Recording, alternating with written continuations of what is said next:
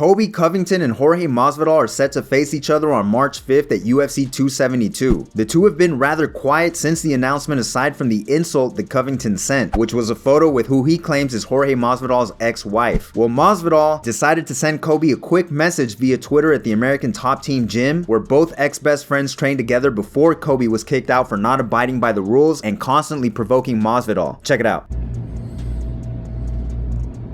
At the home, the temple. Home to some real motherfuckers. Left and right, I'm not the only one here. It's a bad motherfucker. Many bad motherfuckers here. But not you guys that got kicked out from here. Damn, man. I know it hurts every time you see that shit. I know what a sensitive bitch you are and how you read comments and cry. I can't imagine. Every time you see this symbol, it just hurts, man. Keep talking though. I can't wait, man. March 5th is getting closer. So is this knee to your temple.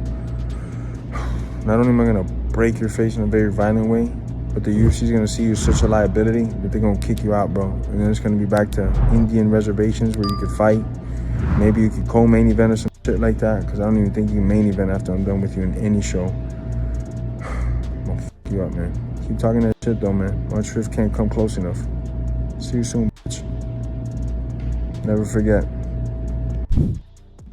Alexander Gustaffson was on the MMA Hour and expressed how impressed he was by his teammate Khamzat Chimaev. He complimented his speed, power, and precision. He even went on to say that Chimaev put in more work at the gym than he ever did in his career. He said, "He's a welterweight, but hits like a heavyweight, strong as a heavyweight, fast like a lightweight. He works harder than I ever worked. He's doing 5 sessions a day, at least. In my prime, when I fought John Jones and those guys back in the day, I did 3 sessions a day, and I did like 20 rounds every sparring session. My conditioning was crazy, but this guy, he outworks me. He doesn't get tired. I'm not kidding. He hits hard. He has this thing that he's fast, and he has very good precision, so he doesn't need a lot of power to just knock people out because he knows what he's aiming at, and he hits every time. I've play sparred with a lot of guys. You're just laughing and joking around and having a good time, but this guy, when he comes to spar, he comes to spar. It doesn't matter if it's me or another guy. He just goes."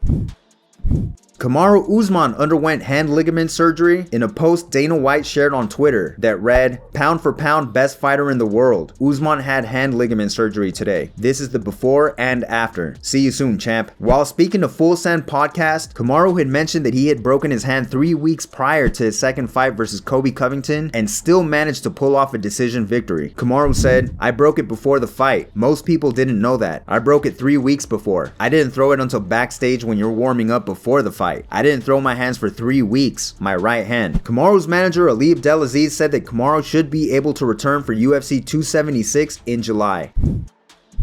Israel Adesanya's coach, Eugene Bareman, was interviewed by Submission Radio and was asked if he thought that Israel was being underpromoted at all. Eugene was a bit hesitant to criticize the UFC, but he did confirm it indirectly by saying it was the correct observation. He said, "You are 100% correct, but I'm not at the moment willing to talk about this particular subject. I'm sorry, boys, I can't. It's 100% the correct observation. He's not being nowhere near pushed the way he should, but there's stuff that I can't talk about regarding that, so I'll just leave it as a no comment. But your assumption is correct. They can promote Adesanya more. At least I agree with that." With Francis Ngannou standing firm in his contract demands and possibly exploring free agency in the near future, it's possible Israel Adesanya could possibly feel the same sentiments that only Coach Bareman is privy to.